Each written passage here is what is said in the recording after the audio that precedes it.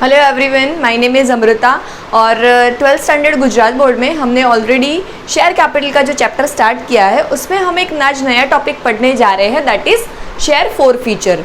सो share four feature का मतलब क्या होता है कि मान लीजिए कोई शेयर होल्डर है जिसने कंपनी के शेयर्स के लिए अप्लाई किया है और कंपनी ने उसको शेयर्स अलॉट भी कर दिए हैं। अब जब कंपनी इंस्टॉलमेंट में पैसा मंगवाती है, जैसे कि कभी कंपनी एप्लीकेशन पे अलग पैसा मंगवाती है, अलॉटमेंट पे मंगवाती है, देन कॉल पे मंगवाती है। जैसे एग्जांपल हमने ऑलरेडी आगे देख चुके हैं कि मान लो 100 रुपये मंगवा रहा है तो पहले 30 रुपये मंगवा लिए, then 40 rupees, then remaining 30 rupees. इस तरीके से कंपनी इंस्टॉलमेंट में शेयर्स के पैसे मंगवाती है। तो एप्लीकेशन का पैसा तो शेयर होल्डर अप्लाई करने के टाइम पे ही दे देता है। फिर आता है अलॉटमेंट का और कॉल का टाइम। तो अब कंपनी शेयर होल्डर से ये पैसे मंगवाएंगी अलॉटमेंट के और कॉल के। अब मान लीजिए कंपनी ने पैसे मंगवाए और कोई शेयर होल्डर वो पैसे नहीं दे पाया किसी भी रीज़न से, मतलब जो स्पेसिफाइड टाइम लिमिट है उसके अंदर अगर शेयर होल्डर कंपनी को पैसा नहीं दे पाया तो कंपनी उसके शेयर जब्त कर लेती है, मतलब कि शेयर उसके कैंसिल कर देगी या तो शेयर उसके वापस ले लेगी। इस प्रोसीजर को बोला जाता है शेयर फोर फीचर। तो चलिए अब मैं आपको कुछ पॉइंट्स बता देती हूँ। इसके मीनिंग है इसका, if any share holder fails to pay amount due on allotment और call within a specified time, मतलब कि कंपनी हर एक शेयर होल्डर को जब पैसे मंगवाती है तो एक स्पेसिफाइड टाइम देती है उसको कि इतने टाइम लिमिट के अंदर उसको पैसा कंपनी को देना है। अगर उस स्पेसिफाइड टाइम में कंपनी को शेयर होल्डर पैसा नहीं दे पाता तो कुछ रूल्स है, उसको फॉलो करने के बाद भी ये पैसा रिकवर नहीं हो पाता तो company can forfeit the shares, मतलब कंपनी उस शेयर होल्डर के शेयर्स कैंसिल कर सकती है या तो जब्त कर सकती है, मतलब कि वापस ले सकती है। In normal situation directors of a company has a power by AOA, AOA का मतलब होता है articles of association, has a power by AOA to do so, मतलब नॉर्मल सिचुएशन में डायरेक्टर्स को ये पावर है अगर AOA में दिया है तो AOA के रूल्स फॉलो करके कंपनी ये फोर फीचर का प्रोसीजर कंप्लीट कर सकती है। Then they need to follow the rules for forfeiture procedure. तो AOA में जो भी रूल्स इनको मेंशन किए गए हैं उस रूल्स को फॉलो करके जो डायरेक्टर्स जो है कंपनी के वो शेयर होल्डर्स के शेयर फोरफिट कर सकते हैं। अगर मान लीजिए AOA में ये रूल्स नहीं दिए गए तो इनको क्या फॉलो करना है, तो they have to follow provisions of table F of schedule 1 of companies act 2013। तो अगर AOA में रूल्स नहीं दिए गए तो इनको कंपनी एक्ट के हिसाब से जो टेबल F है उसका शेड्यूल 1 में दिए गए प्रोविजंस को अप्लाई करना पड़ेगा। ये जानने के लिए कि शेयर होल्डर्स के शेयर किस प्रोसीजर से हमें फोरफिट करने हैं। शेयर होल्डर के शेयर्स जब हम फोरफिट कर लेते हैं तो कंपनी का जो शेयर होल्डर का रजिस्टर होता है, मेंबर्स का रजिस्टर, फोरफिट होने के बाद उस शेयर होल्डर का नाम उस रजिस्टर से कैंसिल किया जाता है, मतलब कि रिमूव किया जाता है। So name of share holder is removed from register of the members, मतलब कि अब भी वो शेयर होल्डर अब आगे जाके वो शेयर होल्डर नहीं रहा क्योंकि उसका नाम निकल चुका है रजिस्टर से। So hence the person is no longer a share holder of a company. Forfeiture में सिर्फ कंपनी शेयर्स फोरफिट नहीं करती, मतलब कि सिर्फ शेयर जब्त नहीं करती, उसने जितना पैसा ऑलरेडी भरा होगा वो पैसा भी उसका जब्त हो जाएगा। Means a company forfeit the shares as well as retain the money already paid. मतलब यहाँ पे अगर मान लीजिए आपने कंपनी ने 100 रुपये मंगवाए हैं, इंस्टॉलमेंट है उसका 30 rupees, 40 rupees and 30 rupees. So application पे आपने 30 रुपीज़ पे किया है, मान लीजिए अलॉटमेंट पे भी आपने 40 रुपीज़ पे किया है। बाद में कॉल का जो 30 रुपीज़ है आप नहीं पे कर पाते और कंपनी कॉल का पैसा जो आप नहीं पे कर पाते उसके बाद आपके शेयर्स फोरफिट कर लेती है। तो इस सिचुएशन में आपने कंपनी को ऑलरेडी 70 रुपीज़ पे कर दिया है, 30 rupees on application and 40 rupees on allotment. तो इस केस में आपके शेयर भी तो जब्त हो गए और आपने जो 70 रुपीज़ आपके शेयर के भरे हैं वो भी कंपनी आपको रिटर्न नहीं करेगी, मतलब कि शेयर्स भी जब्त हो गए, साथ साथ में भरे हुए पैसे भी जब्त हो गए, वो भी आपको रिटर्न नहीं मिलेंगे। तो इसके ऊपर इलस्ट्रेशन नंबर 9 है, वो भी मैं आपको समझाऊंगी किस तरीके से इसकी अकाउंटिंग एंट्रीज होगी। तो आपको आपकी स्क्रीन पे इलस्ट्रेशन नंबर 9 दिखेगा, आप मेरे साथ ही पढ़िए। इलस्ट्रेशन नंबर 9 में टोटल 4 तरीके के अलग अलग केसेस दिए हुए हैं, हम चारों केसेस अलग अलग समझेंगे। सो पहला केस है M limited forfeited 600 equity shares of one share holder Govind for non payment of final call of ₹3 per share. Company had called up 10 rupees as a face value of shares from shareholder. Govind had paid 4 rupees on application and 3 rupees on allotment.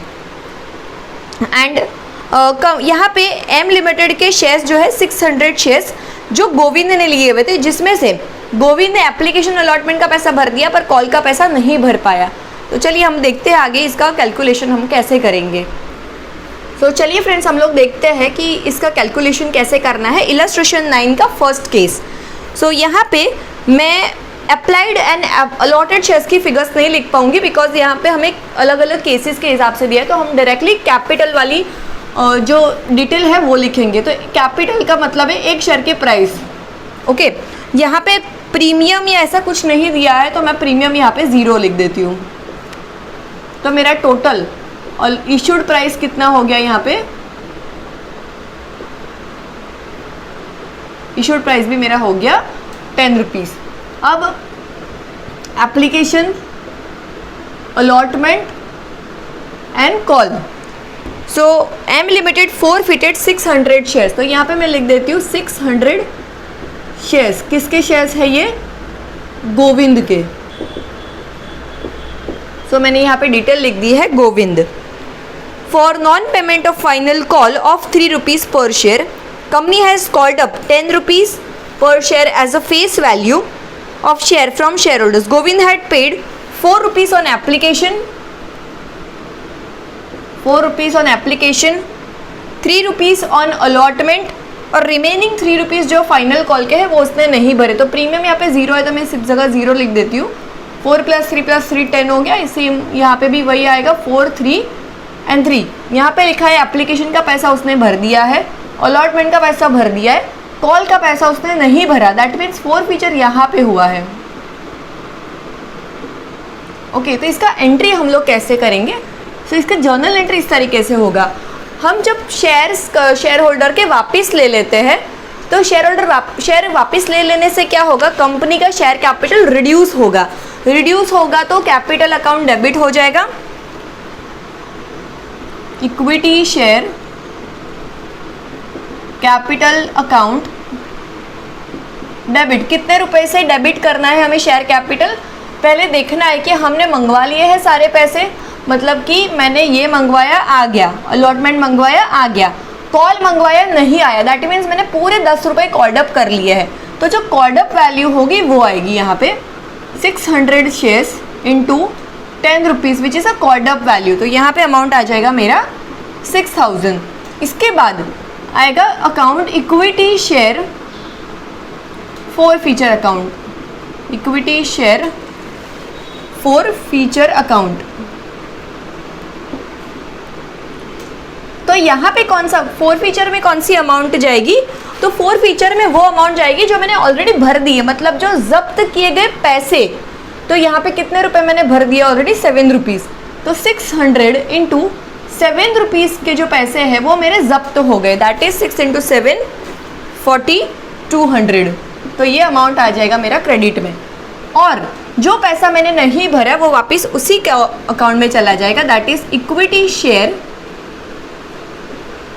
Final call account 600 into 3 rupees. ये वाले 3 rupees issued price. तो यहाँ पे amount आ जाएगा मेरा 1800. तो आप देख सकते हो यहाँ पे डेबिट एंड क्रेडिट मेरा इक्वल हो चुका है. सो इस केस में हमें ये याद रखना है कि कितना पैसा कंपनी ने मंगवा लिया. मान लीजिए यहाँ तक ही मंगवाया होता तो हम 7 रुपीज़ से शेयर कैपिटल डेबिट करते. यहाँ पे मंगवाया टोटल मैंने 10 रुपीज़. 10 रुपीज़ मंगवाने के बाद पता चला कि 3 रुपीज़ नहीं मिला है. सो कॉल्ड अप वैल्यू से शेयर कैपिटल डेबिट होगा. जितने पैसे जब्त कर लिए कंपनी ने, मतलब कि जितने पैसे मैंने ऑलरेडी भर दिए हैं उस वैल्यू से forfeiture अकाउंट क्रेडिट होगा. और जो पैसे मैंने नहीं भरे उससे पर्टिकुलर कॉल का अकाउंट या अलॉटमेंट का अकाउंट हमारा क्रेडिट होगा. मान लीजिए हमने ओरिजिनल एंट्री में अगर call in arrear account open किया है तो यहाँ पे हम कॉल इन एरियर लिखेंगे, ना कि पर्टिकुलर इंस्टॉलमेंट का नाम. नेक्स्ट है next second number. N limited forfeited 2400 equity shares of ₹10 each of Shri Prema bhai for non payment of 2 rupees on share first call and amount of 3 rupees on application. चलिए यहाँ पे हम लोग सेकेंड वाले का कैलकुलेशन करते हैं। सेकेंड वाले में क्या लिखा है, अनलिमिटेड फोरफिटेड 2400।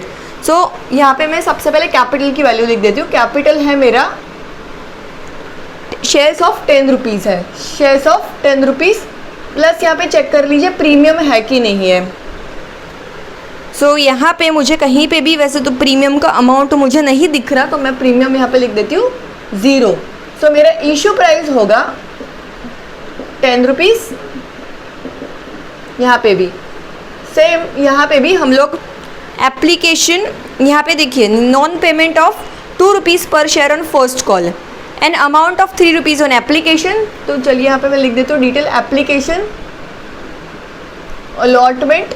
सो 2 रुपये भरे हैं मैंने, सॉरी 3 रुपीज़ भरे हैं मैंने एप्लीकेशन पे, 3 रुपीज़ ऑन अलॉटमेंट, 3 रुपीज़ भरे हैं मैंने अलॉटमेंट पे। एंड यहाँ पे लिखा है कि company has called 8 rupees per share till date, मतलब कि कंपनी ने 10 रुपये का शेयर है पर मंगवाए है अभी तक 8 रुपये, मतलब कि यहाँ पे फर्स्ट एंड फाइनल कॉल दोनों होना चाहिए, first call and this is a final call. So यहाँ पे लिखा है कि 2 रुपये का फर्स्ट कॉल नहीं भरा, तो यहाँ पे सिचुएशन इस तरीके की होगी कुछ। प्रीमियम 0 है, यहाँ पे ये अमाउंट आ जाएगा 3, 3, 2 एंड 2। इस सिचुएशन में फर्स्ट कॉल यहाँ पे लिखा है कि 8 रुपये मंगवाए, मतलब 3 + 3 + 2, मतलब ये फाइनल कॉल अभी तक कॉल्ड अप ही नहीं किया। यहाँ पे शेयर होल्डर का नाम है प्रेमा भाई, तो यहाँ पे लिख देंगे हम लोग 2400 शेयर्स एंड प्रेमा भाई। जहाँ पे लिखा है एप्लीकेशन का पैसा भर दिया है उन्होंने, अलॉटमेंट का पैसा भर दिया है, फर्स्ट कॉल का पैसा इन्होंने नहीं भरा।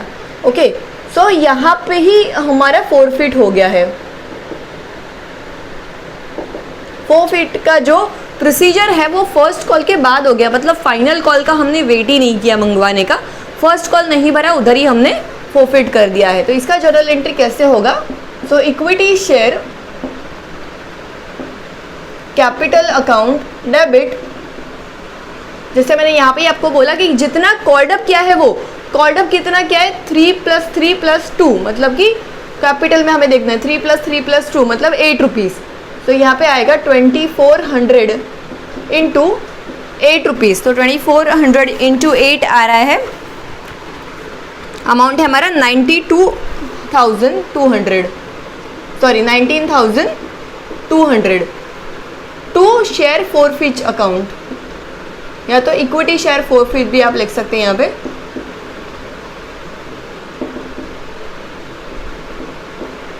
सो 2400 शेयर्स, और जो ऑलरेडी भरे हुए पैसे दैट इज 3 + 3, मतलब कि जहाँ पे राइट का साइन है वो 6 रुपीज़, तो हमारा अमाउंट आ रहा है यहाँ पे 14,400। तो कौन से पैसे नहीं भरे मैंने फर्स्ट कॉल के, so equity share first call account that is 2400 into 2 rupees, 2400 into 2 मतलब कि 4800।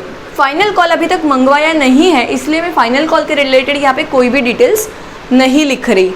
ओके, सो आपको ये भी समझ में आ गया होगा यहाँ पे कि शेयर कैपिटल जितना मंगवाया उतना है। इस केस में मैंने पूरा मंगवाने के बाद फोरफिट किया, यहाँ पे मैंने फाइनल कॉल नहीं मंगवाया, फर्स्ट के बाद ही फोरफिट किया है। तो जो यहाँ पे एरो किया है उसके पहले की अमाउंट हमारी कैपिटल में जाएगी, ठीक है, राइट वाली अमाउंट फोरफिट में जाएगी, रॉन्ग वाली अमाउंट उस पर्टिकुलर कॉल के अकाउंट में चली जाएगी, या तो कॉल इन एरियर ओपन किया तो उसमें चली जाएगी। फ्रेंड्स, इलस्ट्रेशन नंबर 9 का थर्ड एग्जाम्पल पढ़ रही हूँ मैं। Q limited had called up 22 पर शेयर इंक्लूडिंग 12 रुपीज़ प्रीमियम, तो ये यहाँ पे प्रीमियम वाला फोरफिचर वाला क्वेश्चन है। From the shareholders Kinjal had paid 15 rupees including 12 rupees per share premium on application and 4 rupees on allotment for हर 500 shares. Kinjal fail to pay 3 rupees on final call, मतलब यहाँ पे किंजल ने भी एप्लीकेशन का पैसा भरा है, अलॉटमेंट का पैसा भरा है, पर फाइनल कॉल का पैसा नहीं भरा और कंपनी ने उसके शेयर्स फोरफिट कर लिए। तो चलिए हम लोग एग्जाम्पल करते हैं आगे। सो कैपिटल है यहाँ पे मेरा 22 पर शेयर में 12 रुपीज़ प्रीमियम है अगर, तो मेरा शेयर का कैपिटल का प्राइस हो गया 10 प्लस प्रीमियम है मेरा 12 रुपीज़। इस तरीके से मेरा इशू प्राइस होगा यहाँ पे 22। ठीक है, अब application, allotment and final call. So हमेशा हमें अमाउंट नीचे ही लिखनी है। So from the shareholder Kinjal had paid 15 rupees, तो 15 rupees including 12 rupees premium. Then 4 rupees on allotment, 4 rupees on allotment. तो फाइनल कॉल का रिमेनिंग अमाउंट जो है वो कितना बचा यहाँ पे, fail to pay 3 rupees on final call. तो आप देख सकते हो 5 + 4 19, 19 + 3 22, ये मैच हो गया है। 12 यहाँ पे ही आ गया, तो ये दोनों होगा 0। सो ये 3 4 और रिमेनिंग ये बचा 3। ओके, अब यहाँ पे लिखा है कौन है शेयर होल्डर, किंजल, जिसके 500 शेयर्स थे, यहाँ पे 500 शेयर्स। ओके, यहाँ पे लिखा है एप्लीकेशन का पैसा उसने भर दिया है, देन अलॉटमेंट का भी भर दिया, फाइनल कॉल का पैसा नहीं भरा है। तो यहाँ पे भी फाइनल कॉल होने के बाद ही यहाँ पे फोरफिट हुआ है। तो एंट्री किस तरीके से करेंगे हम लोग, इसका जर्नल एंट्री होगा। सबसे पहले शेयर कैपिटल मैंने कितने रुपए पे मंगवा लिया है, पूरे के पूरे 10 रुपये पे। फ्रेंड्स याद रखना यहाँ पे कि जो शेयर कैपिटल अकाउंट डेबिट होगा वो इशू प्राइस से नहीं होगा कभी भी। ये कैपिटल मैंने इसलिए यहाँ पे लिखा है कि कैपिटल में यही अमाउंट हमें डिपॉजिट करनी है। So equity share capital account debit 500 shares and 343 मतलब 10 rupees, 5000। Then forfeit. So equity share forfeiture, यहाँ पे मैं शेयर फोरफिट लिख देती हूँ। यहाँ पे आप इक्विटी शेयर फोरफीचर या शेयर फोरफीचर दोनों में से कुछ भी लिख सकते हैं।